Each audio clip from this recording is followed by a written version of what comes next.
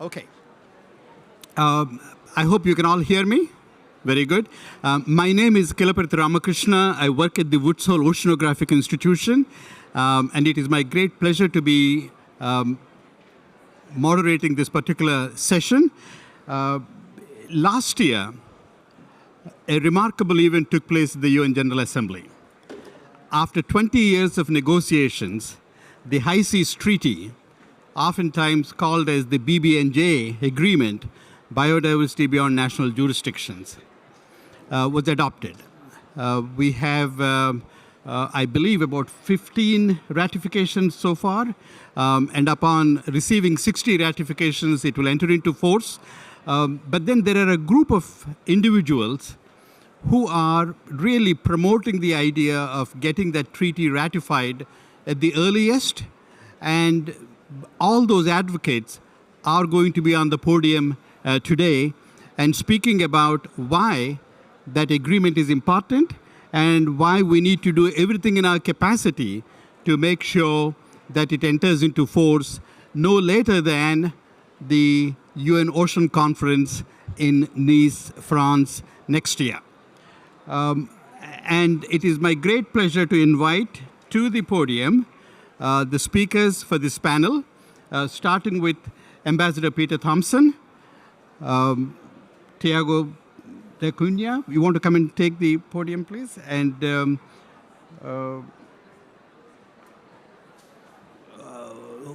do I see Julio Cordano here? Julio Cordano? No, not here yet. We have Inger Andersen also will be joining us in a bit, but please, and of course, Isabella, you want to come also to the podium there? Yeah.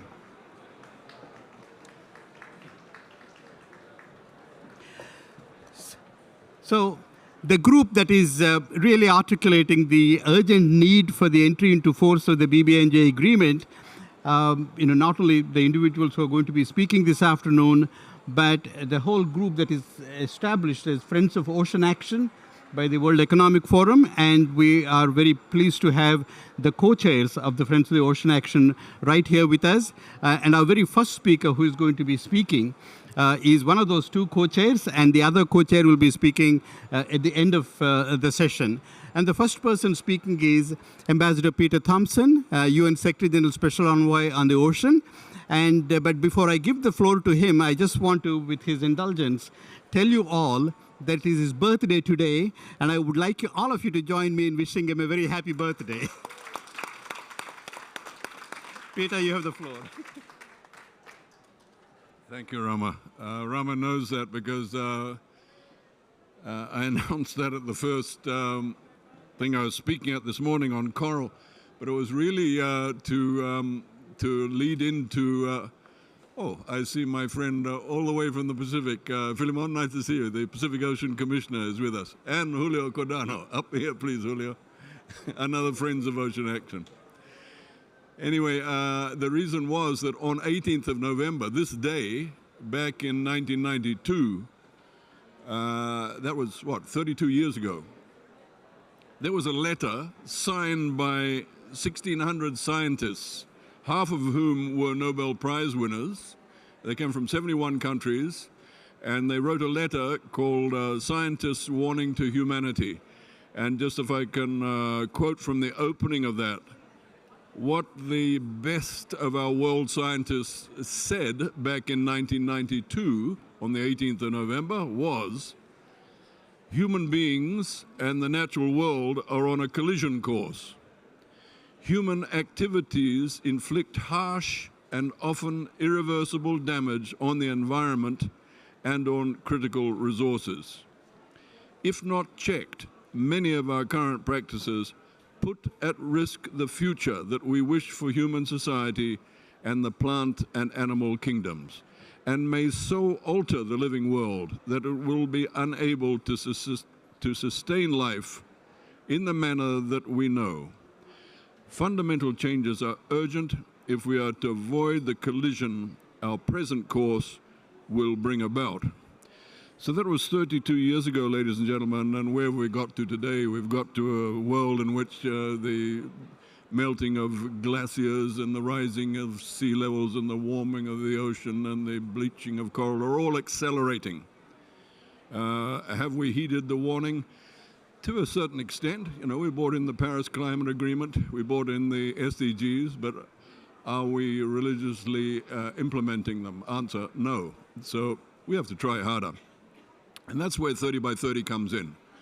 And this event, of course, is about achieving 30 by 30 in the ocean. 30 by 30 is just another one of these catchy phrases that humanity puts together and never implements. Well, hopefully not. We were warned by the best of our Earth scientists that if we didn't protect 30% of the planet by 2030, that we were going to begin to see the cascading away of biodiversity on this planet to a point where we ourselves would be cascading into oblivion. There are already 1 million species on the brink of extinction. So this is very serious business, 30 by 30. It's not just the catchphrase. So then we ask ourselves, well, how are we doing in the ocean and in terms of achieving 30 by 30? The answer is not very well.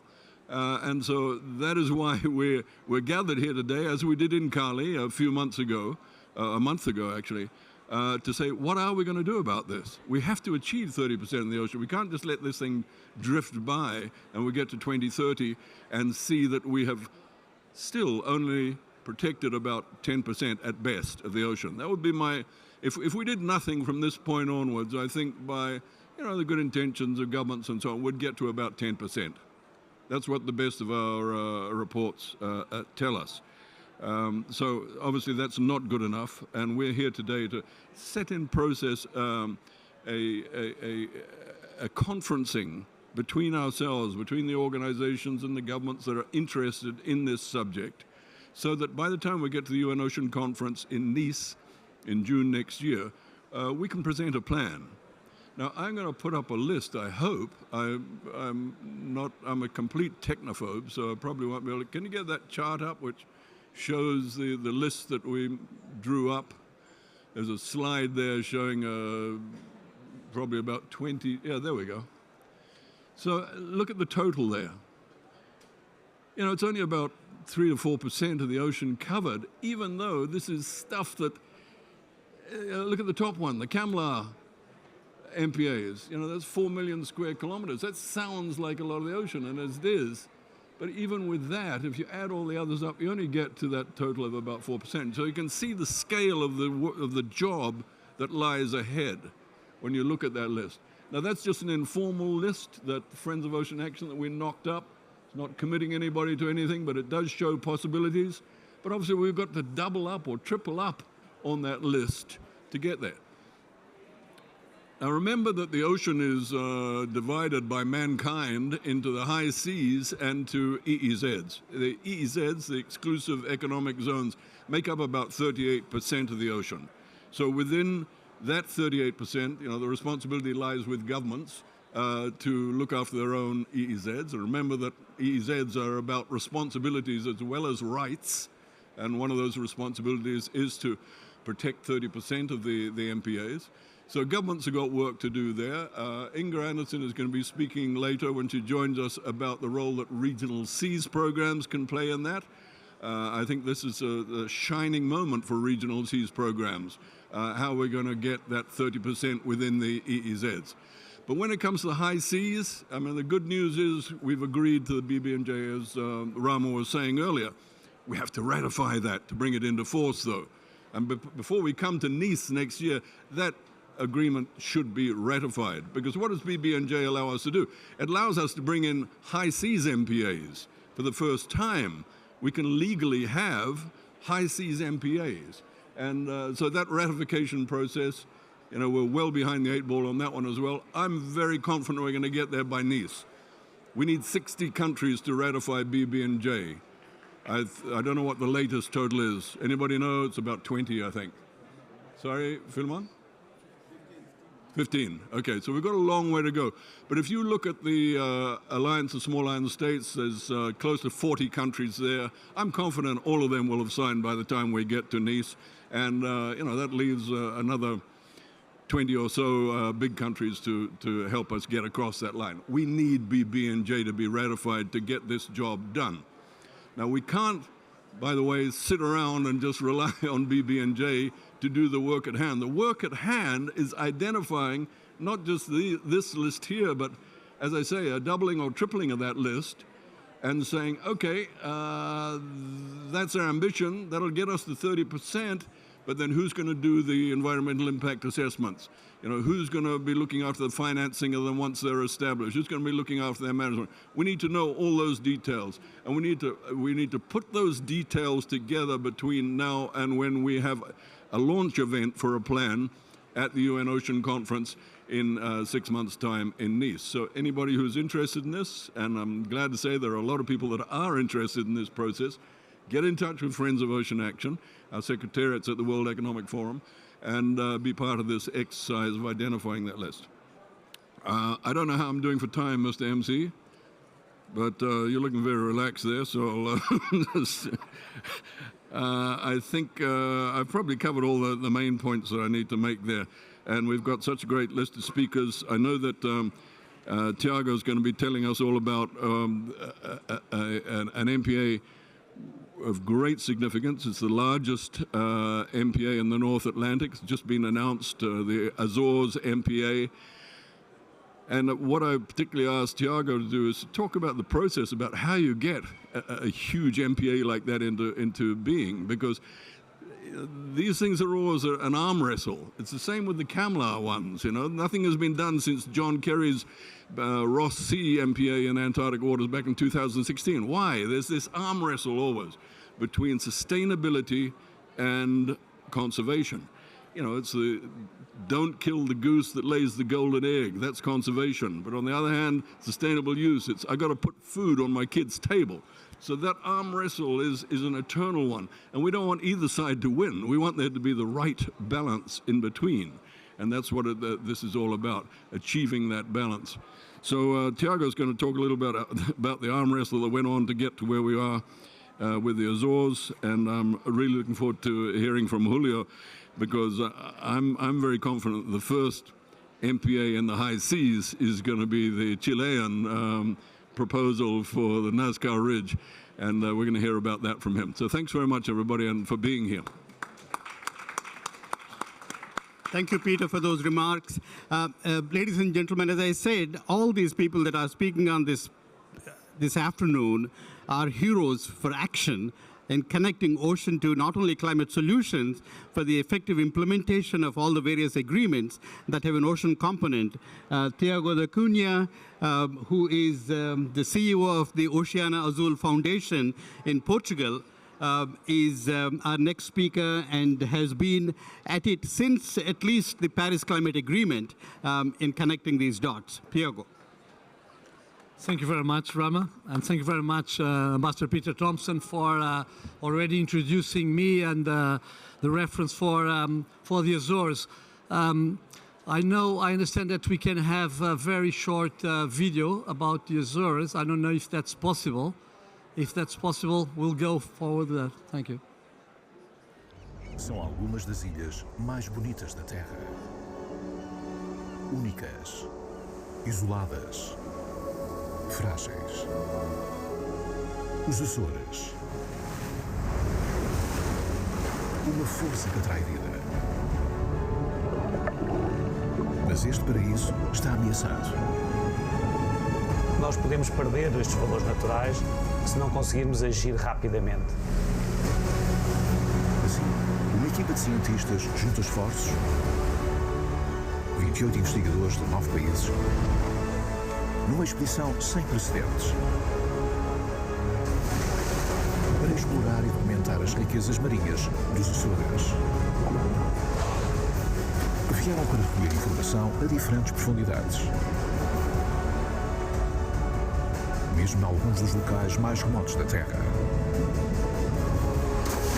Eles irão lançar as bases para um novo caminho para o futuro. Um caminho para a conservação deste tesouro de Portugal. Os Açores.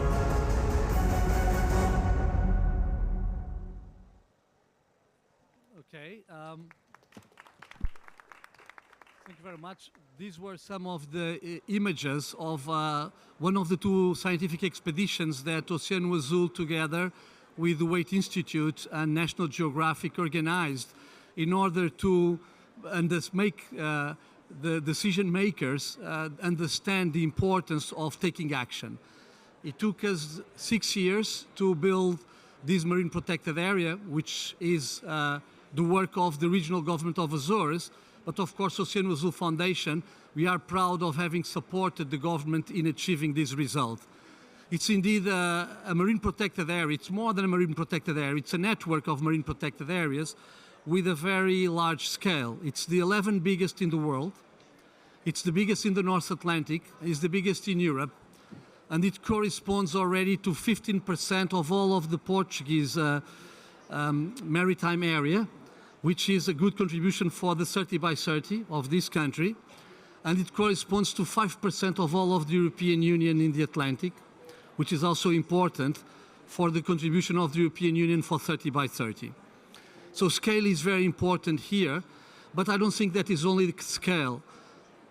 To be able to build such a marine protected area in only 6 years and with 2 years of pandemics, COVID pandemics in between, I think is a remarkable feat. It was necessary to engage not only in a stakeholder participation debate with scientists, with fisher associations and NGOs, but we actually involved all the schools of the archipelago, all the students, so that civil society could also be profoundly engaged on this exercise. If you wanted to know more about how we did it, together with the Waite Institute and the government of Azores, please come to us and we will tell you more about it. I think the Azores can be truly a blueprint for many other actions for marine protected areas that will make us move on the 30 by 30 path, at least at the level of marine protected areas under national jurisdiction. Now, I wanted to say, to close, two other things. First, I want to thank the leadership of Ambassador Peter Thomson and the Friends of the Ocean Action, because you got this 30 by 30 goal very strongly. We are very proud that we organized with you an ocean event in Cali, now in Colombia at the CBD, to promote the importance of this target of 30 by 30. Everybody knows about the Paris targets. Everybody knows about the 2% and 1.5 degrees. But most people do not know still about 30 by 30, and 30 by 30 is equally important. It's our lifeline for the survival of humankind and the planet. So we will do everything in our power to help promoting this goal as a very important one. Of course, it's very difficult that in 5 years we'll be able to fulfill this goal. And because of this, Oceano Azul Foundation has commissioned to IDRI, a French policy research think tank, a study that shows how we can reinforce the mechanism for monitoring and revision of the goals of Target 3 of 30 by 30. Contrary to Aichi, where there were no mechanism for revision and monitoring, we have one now, but it's only for 26 and 30. For next COP, CBD COP, and for 30, and we are recommending that in 28, when we have COP 18th, we will be able also to somehow understand where are member states of CBD in their commitment to fulfill Target 3. So please join us in pushing for 28 to be as well a stepping stone of a roadmap for 30 by 30. Thank you for your attention. Thank you very much, Tiago. Our next speaker is Ambassador Julio Cordano from Chile. And in addition to being an ambassador, he was also until recently co-chair of the first formally recognized Ocean Climate Dialogue within the UNFCCC process. Without further ado, you have the floor, sir. Thank you very much, Rama, for the introduction. And indeed, it's been a long-standing relationship with the ocean. And actually, I just came from the plenary in the UNFCCC, the COP plenary. Things are looking different to this room over there. So it's very refreshing to have a conversation about concrete stuff and concrete measures. And it's in such an important agenda as the ocean and conservation and the 30 by 30 target. What I wanted to share with you today is something that Peter already alluded to it. I think it's so important that as we are progressing towards the only agreement that will allow us to have marine protected areas in the high seas, which is the BBNJ agreement, and I will say something about that in a minute. But as we're making progress on that front, I think it's very important that we start working right now on our plans to protect the high seas. And this is critically important because, as you may know, if we protect only the jurisdictional waters of countries around the world, we will only be able to get to 25 or 28% of the protection. And that is only in the case that we protect the entire jurisdictional water, all the EEZ in the world. And that's not feasible, and we need to be realistic. Let's not forget also that the 30 by 30 target doesn't only talks about surface or square kilometers. It also talks about biologically representative and well-connected MPAs. So we need to look at the ocean in its entirety. We need to go to the high seas. And in order to get that, we need to make sure that we have well-identified areas that we will be able to protect for the future. You know, it's not going to be easy because, as Peter was saying, we are still far away in the number of countries that have ratified the BBNJ agreement. We are in about 15. The last time I checked, it was 14. But I know that France has already completed its own internal procedures, so we will be 15 very soon. And we need 60. I know that many developing countries, the European Union is working very hard on this, and I know that we have a very good fighting chance to get 60 by Nice in June next year. So I'm optimistic about that. But even with that success, it would be extraordinary to have that level of ratification by then. But even then, we will need to go to the procedures that the BBNJ agreement establishes, which is also challenging. Requires consultations, requires technical work, requires going through the scientific body that the BBNJ agreement establishes, and then go back to consultation, and then go to the BBNJ COP in order to have an adoption of those MPAs. So we need to start working right now and preparing technical work and talk to other countries and make sure that the agenda of protection of the ocean is accepted, and we have a clearer agenda and list of the projects that Peter showed in the screen just a moment ago. In our case, we have been working very hard in one of the EPSAs, the ecological and biological significant areas recognized by the CBD, that is right in front of our coastline, which is the Nazca and Sale Gomez Ridge.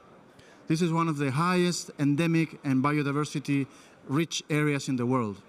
So, and also is very nicely connected with a couple of MPAs that already exist. One, which is in Chile, in Easter Island, Rapa Nui, and the other one is in the jurisdictional waters of Peru. So, but that area only accounts for about 27% of the area of the Nazca Ridge. So we have 78%, 73% of the area still unprotected in the high seas. So we need to close that area and make sure that all that very rich ecosystem is protected. We've been working, we're going step by step. We are now working with the South Pacific Regional Management Organization, Fisheries Organization, the SPRIFMO, to make sure that there is a scientific background, there is the scientific knowledge being developed. There are many expeditions, scientific expeditions coming from Chile to study the incredible biodiversity that is there in order to prove that we need to take action to protect those ecosystems. And with that example, and I could go on and on about this, but I know we're short of time, but with that example, what we're doing is trying to invite other countries that are doing similar things, that are doing projects somewhere else in the world that they say, well, what steps can I take? Where can I, share this experience with others? And the idea is to create a community of practice, really, about countries that are developing this type of projects. And this is what we call BBNJ First Movers initiative. This was launched in COP16 in Cali. And we hope that we will be able to continue working with this amazing group of countries. We already have a good representation. We have countries from Asia, from Africa, of course, from our region in Latin America. And we will be able to share experience and maybe together build a list of MPAs that needs to be protected in the high seas. So when the BBNJ open for business, we have the agenda ready to be adopted and ready to start going under the procedures of BBNJ. So it is a hard job. It's really hard. Requires investment, requires finance, requires attention, and requires knowledge and scientific understanding. But I think there's a great community around the world that is willing to come with us, to work with us, and support everything that I've just mentioned. So I keep optimistic. I think it's very important to realize that even if the 30 by 30 target is difficult, and it's going to be a hard uphill battle, very much like the 1.5 degree target in the Paris Agreement. But every time I encounter this argument, I remember what the IPCC said many years ago, that every degree matters. Every degree matters. And therefore, if we don't get to 1.5 degrees, we will need to fight for 1.6. If we don't get 1.6, we will continue fighting to stay below 1.7, because every degree matters. Every degree represents suffering, represents local communities being affected, represent countries being impoverished.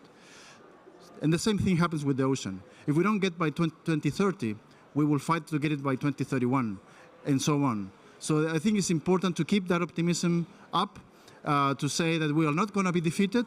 We might be a little over time, but at the same time, it's important to start working now and look at the 2030 and look at that year with the highest ambition possible, and especially get together and work on this matter. So thank you very much.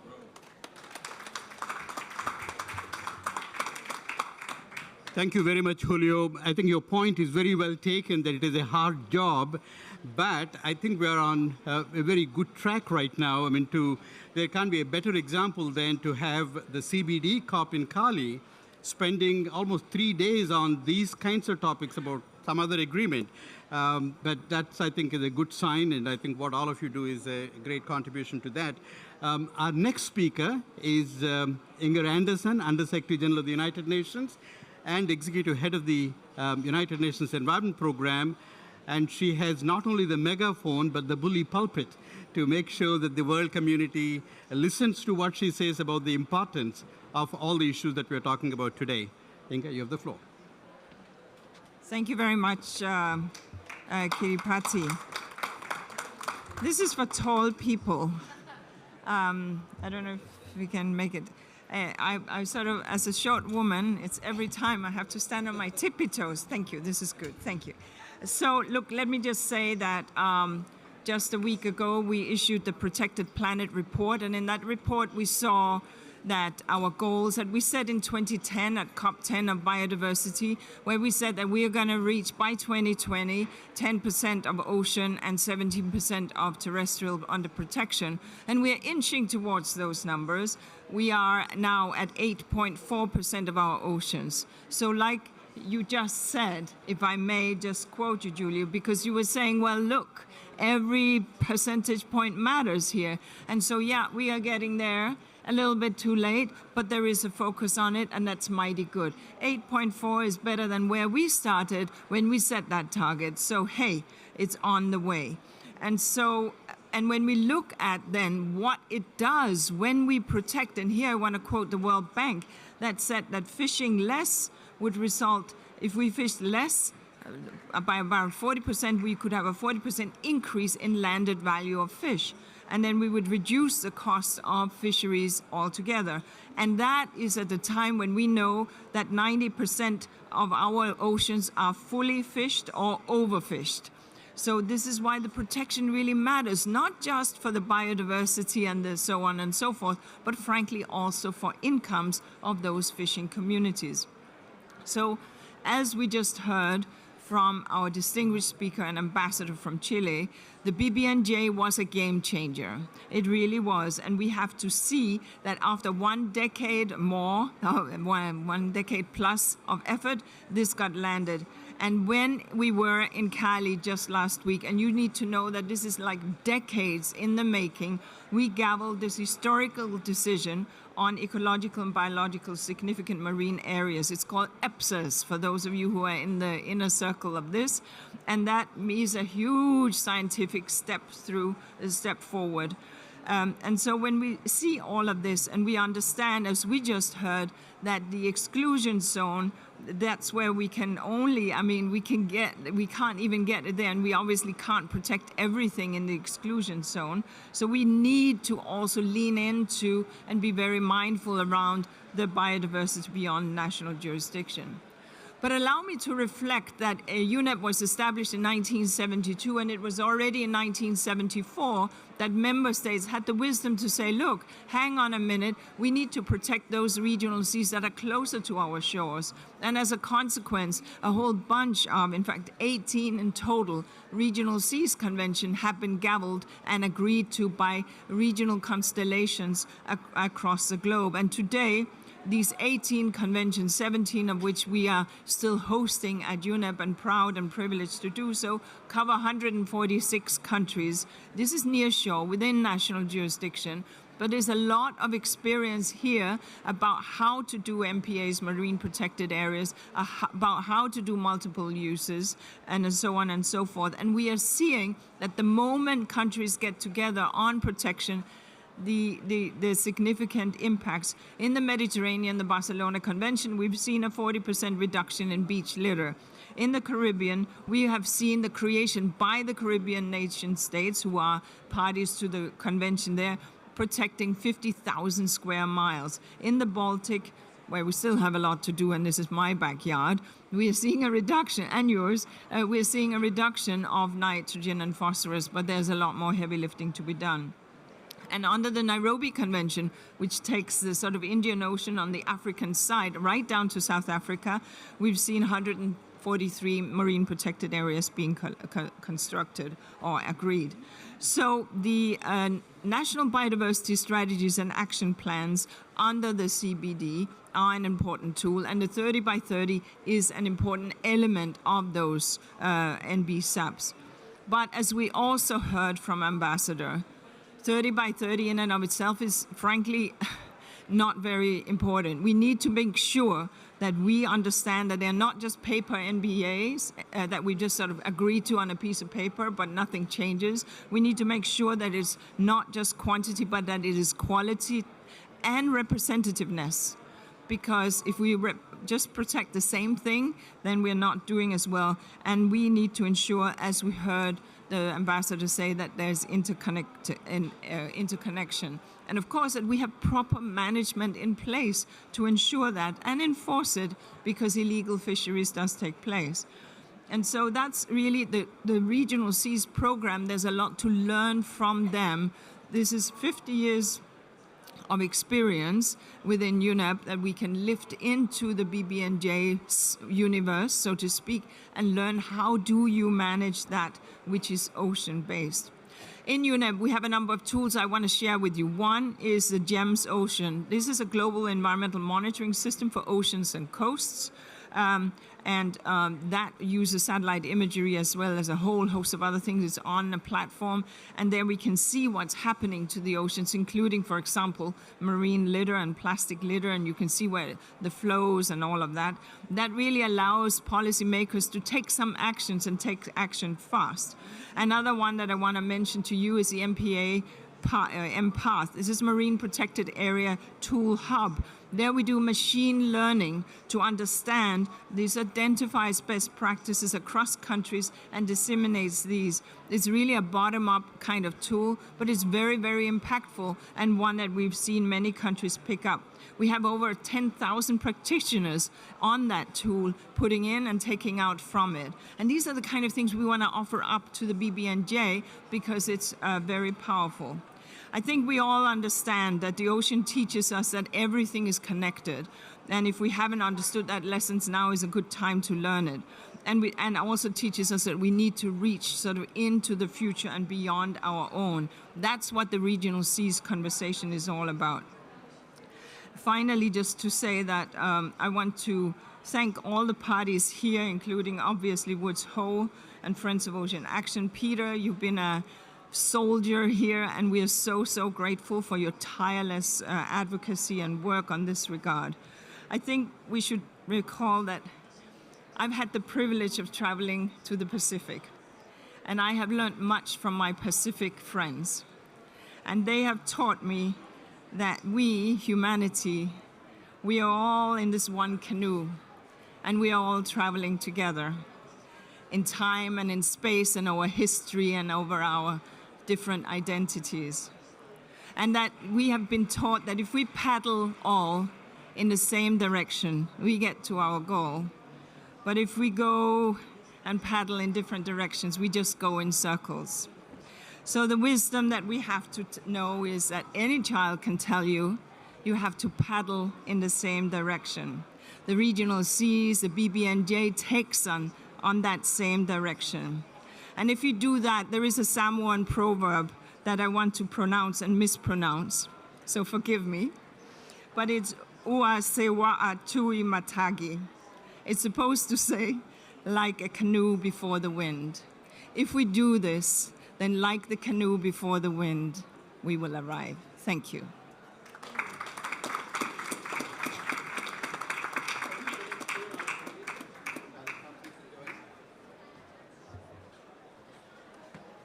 Well, we have a few minutes before I invite Member of the European Parliament, Isabella Lövin, to give her closing remarks. So if you have any questions to our panelists, now is as good a time as any. Okay, yes?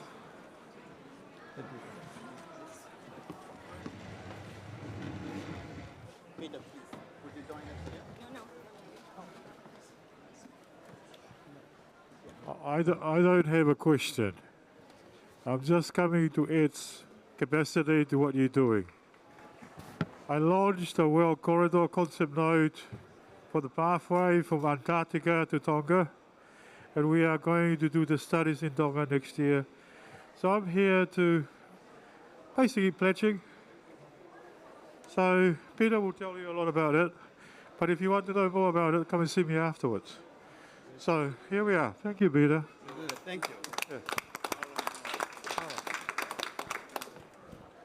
Any? Okay, yes. Lisa? Yeah. Hi, Lisa Levin from Scripps Institution of Oceanography. Thank you, everybody. My question's about EBSAs and the role of climate. And I know there are several hundreds of EBSAs. The last time I looked, only one of them was intentionally selected to address a climate change problem. And I know that the criteria in the BBNJ for selection of MPAs includes, I think, vulnerability to climate change, but it doesn't include the role of the ecosystem in regulating climate and in the carbon cycle. And so my question to you guys is, do you see climate becoming a more important element in the design and selection of MPAs on the high seas? Yeah. Or anywhere, actually. I mean, absolutely, this is where the member states will have to take it. It's all in the hands of member states. That's why we need a rapid ratification. That's why we need a COP1 that will say, hang on a minute, beyond being biodiversity, the ocean regulates everything else as well. Not quite everything, but the ocean and terrestrial regulate. And therefore, there are certain areas where protection matters more than others. In the meantime, however, organizations like UNEP, like Scripps, should of course produce science and evidence precisely of how and what that looks like, to give information to those member states so that we can expedite this. And of course, on the things that are within national jurisdiction, which is not insignificant, we should similarly do the protection action to ensure that we are very mindful of the regulations itself. Yeah, thanks for that, Inga, and thanks for the question, Lisa.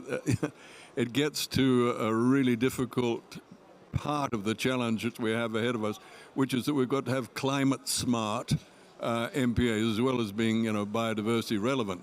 If you take the continental coastlines of the world, you can see that species are on the move. Life is moving away from the equator, going north in the northern hemisphere, going south in the southern hemisphere, to put it simply.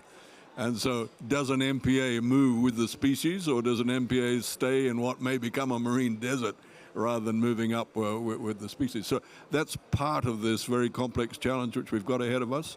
Obviously, we've got to have biodiversity-rich MPAs, but we've also got to have climate change-smart MPAs. Good question. Thank you. And can I just say very quickly that Rama was alluding to the fact that I was the co-chair of the Ocean and Climate Dialogue. In this year's dialogue, in this year's report, there is a special reference to the MPAs as a vehicle to combat climate change.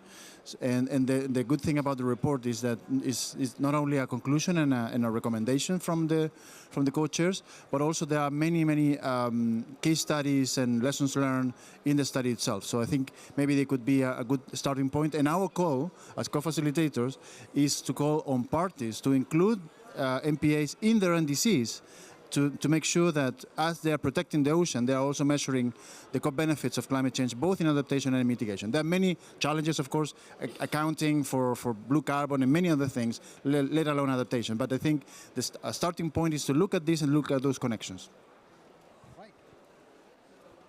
Any other questions, comments? Masa? Thank you. I also wanted to ask Inga the question about this coordination between regional ocean program and also maybe the regional fishery management organizations or fishery sectors. When we attend the international meeting, two entities do not necessarily interact at the international stage. When it comes to the national stage, maybe it may be the same, and I just wonder whether we can draw any good lessons from any other regional sea programs to see how this conservation and the fishery nexus can be addressed in a context for achieving 30 by 30 target. I mean, so the question it was about the regional seas, these 18 regional seas conventions, and how they link to, I think, the biodiversity beyond national jurisdiction. You see, the thing is, the fish don't know whether they're in somebody's territory or whether they're outside. They're going to go where they go on their migratory pathways, and then they're going to come back. Maybe they spawn in a particular place near shore and then go on wider journeys. And so we, from a UNEP point of view and environmental management and stewardship point of view, obviously we say there is, I mean, it's a human-made line in a space that is not possible to draw a line in, i.e. our oceans. The waves will move, the plankton will go, and it will be a function of temperatures, the winds, the ocean itself, and the pathways that these migratory species have. So, and of course, human pollution and interference, especially for the large marine mammals. And so, therefore, it is interesting to me that the biodiversity beyond national jurisdiction has not leaned back enough as it could have on the regional seas. UNEP has been making a lot of noise about this because it's one ocean. And so we will see, of course, when this treaty comes into being, from any nation state that is part of a regional seas convention, they have to lean against the others. And so that imperative is one that we from UNEP, and we hope informed scientists and others who are and practitioners and policymakers who are in this room will understand. The Baltic Convention doesn't stand separate from the Atlantic. It's connected. The water will flow. And the Cartagena Convention of the Caribbean is not separate from the ocean that links up to the Azores. It's one big connected interconnectivity. And so that's really what we will continue to advocate for. We, UNEP, are proud to host 7 of these 18, but all 18 come home to our regional meetings where we talk about strategy and biodiversity conservation. Right. Just to speak briefly in support of what Inga has just said about the Regional Seas Program, a lot of people don't realize he's been around for 50 years in some cases, and they're a very important part of the ocean fabric. I do think that 30 by 30 is going to be the time for regional seas programs to really shine. I think they're going to be very important to this exercise which we're setting out on today of working out where we're going to get our oceans 30 by 30 from.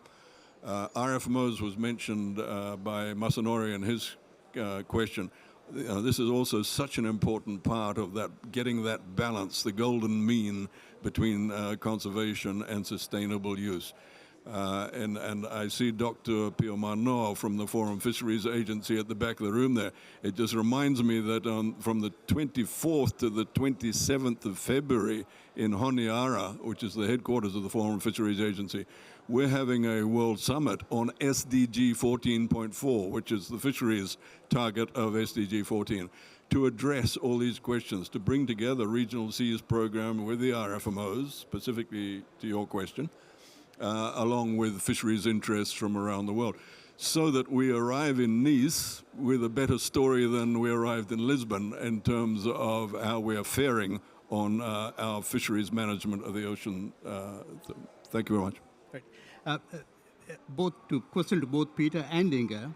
The problems of coordination exist in the UN system, and we all know that.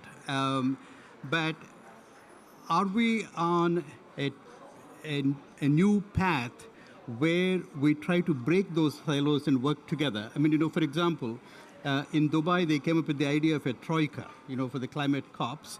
And then at the same time, they've adopted another declaration that talks about how all these multilateral environmental agreements, major ones at least, should come together and then talk about it. I mean, if you could kindly reflect on that a little bit more, because there is a sense that we need to do more, and I think we probably are on the right track, but I think some reassurance from this panel would really go far. Of course, I'm old enough to have been in Rio in 1992, and at that time, I was one of these environmentalists who said, well, why are they cutting the slices into 3? Right. But anyway, that's what the world decided to do, and it made sense for all the other reasons, so I'm not going to refight that fight. But the point is, when you look at the environment, it is one whole. And of course, what we do to our atmosphere has an immediate impact upon the terrestrial and on our oceans. And the way we suck toxics into our oceans and into our atmosphere has an immediate impact on climate and on biodiversity. So whether we talk about the climate crisis, whether we talk about the biodiversity, land loss, desertification, and marine collapse crisis, or whether we talk about pollution and waste, these 3 things are indivisible. Now, we, UNEP, we are the proud host of 17 conventions, including the Biodiversity Convention. In fact, there are only 2 conventions that do not sit with UNEP, one being the Climate Convention and the other being desertification, the latter because Africa wanted to bump it up to get it greater attention, and rightly so. But at any rate, of course, all conventions come to us, as I mentioned. And so UNEP really is a platform where these things happen.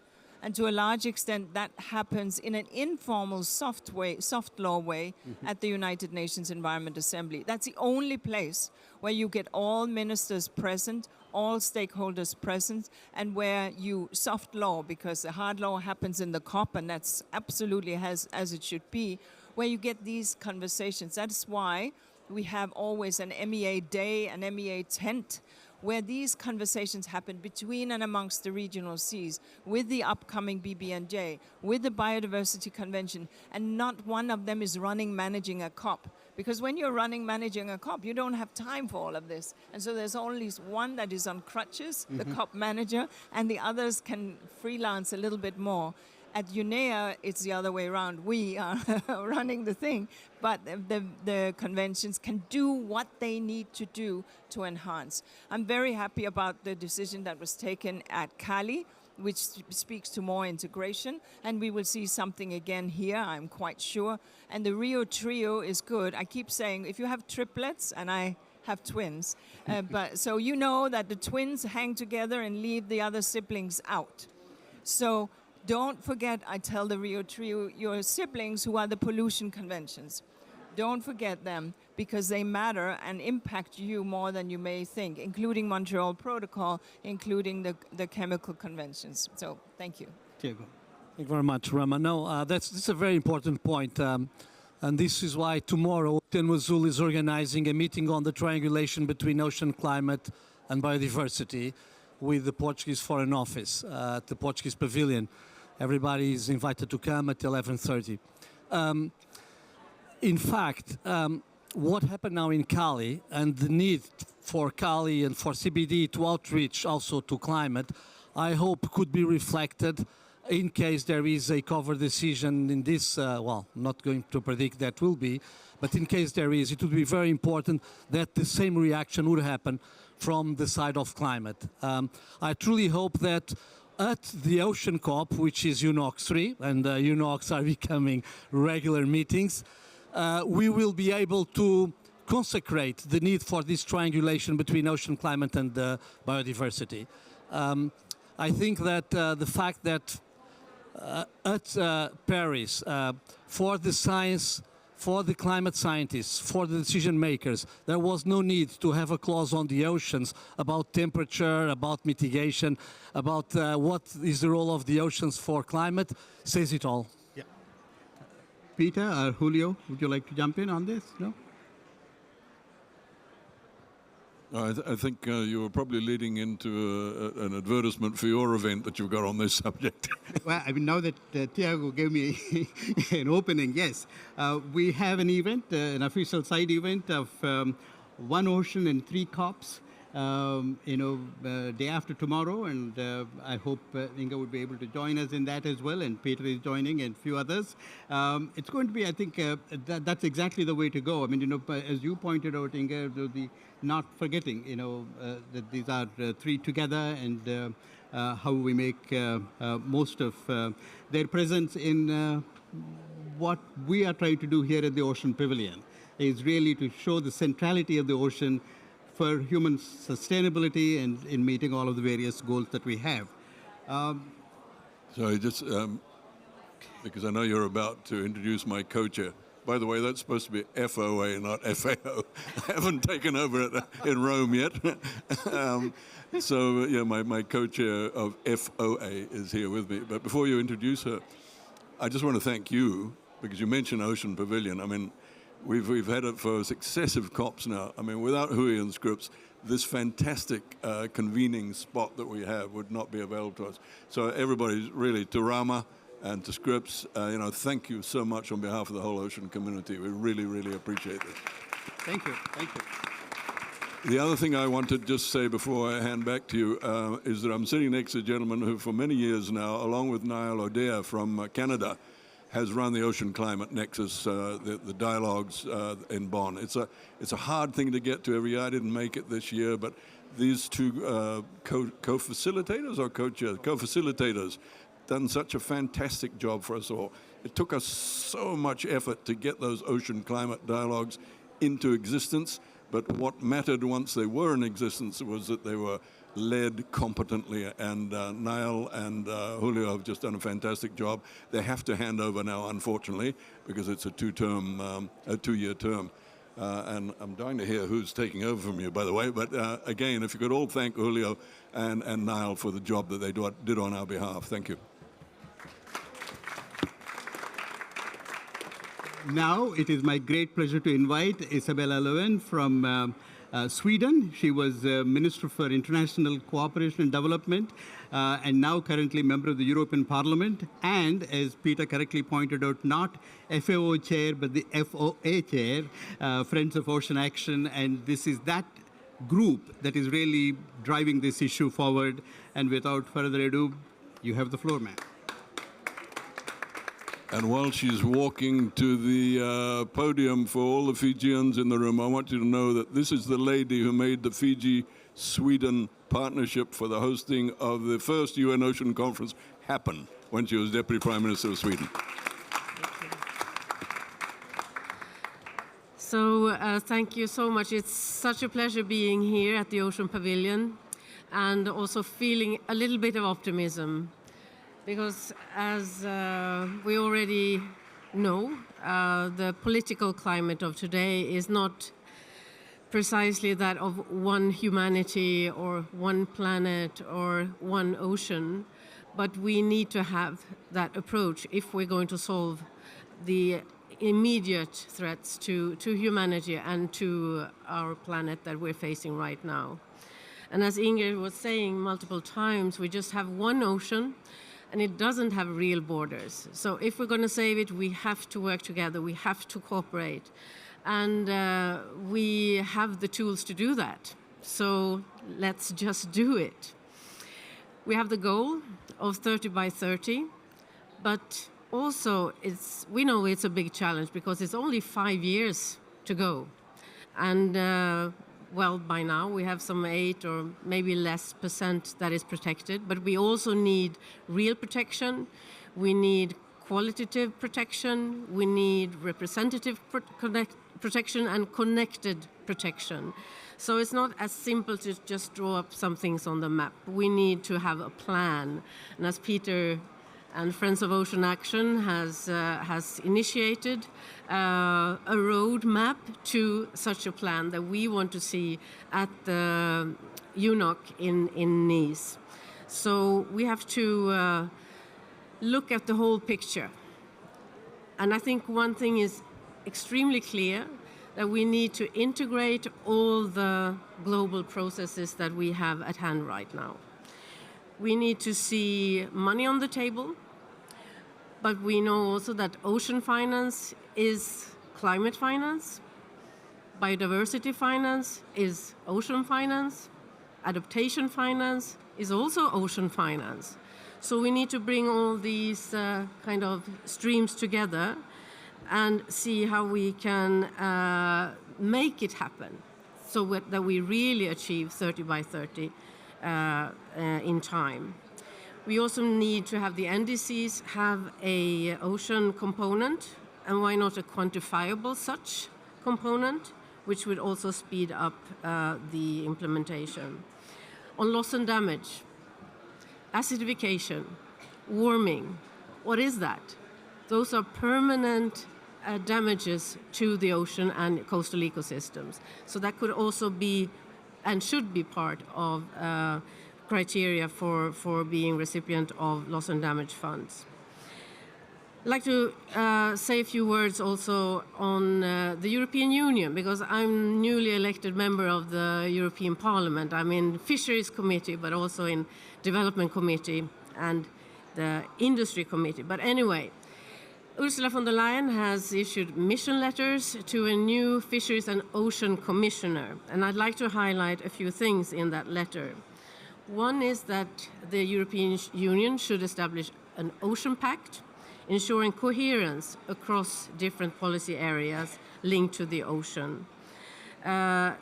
Explore the feasibility of a European blue reserve and ways to make business models for coastal communities. And then she's very clear that the EU should lead efforts for the ratification of the treaty, BBNJ treaty, and make it incorporated into EU law, and with the specific goal of protecting at least 30% of the high seas by 2030. She also asked the new commissioner to develop a strategic approach for an EU ocean diplomacy ensure that Europe leads the way on international ocean governance and plays a prominent role at international discussions, notably at the UN Ocean Conference in Nice in 2025, to build up international support for the designating of new MPAs in the Southern Ocean.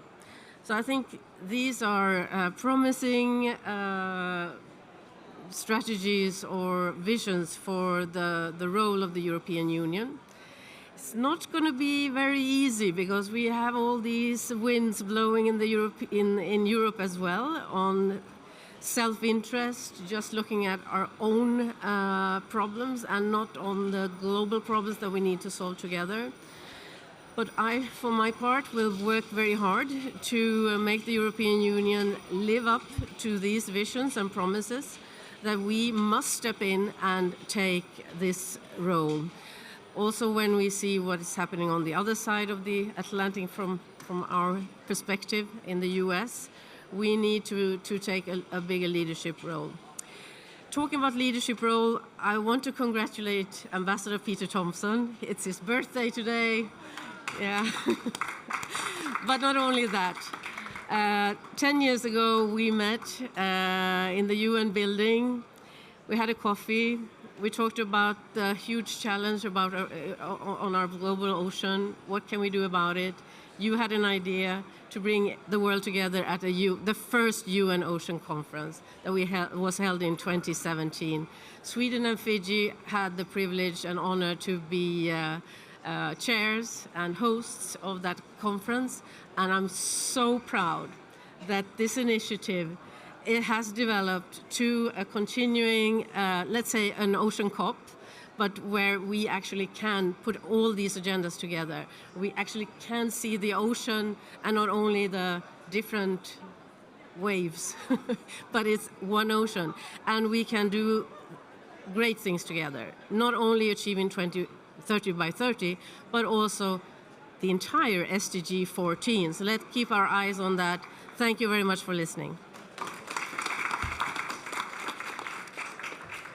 Well, soon after the BBNJ agreement was signed, I had the opportunity to speak to the National Public Radio in the United States. And the question that I was asked was, what makes you think that we can get 30 by 30 when we had a goal for 20 by 20 and we managed to get 1% of it? And the answer that I gave was, well, the political environment is different. I mean, I needed to be more optimistic than say, well, you know, we're not going to get anywhere anyway. But the point that is being made, right. But the point that is being made is it's not that 30% is the goal, that being on the right track and doing it the right way, and if it is not by 2030, it could be a few years later, it could be a few years before. But looking at the leadership that we have here on the podium, I think it gives us more confidence than ever that we will be close to that goal. And thank you very much for all that you have done. And thank you all for being here. And please join me in a round of applause for the panelists. We could... A little bit.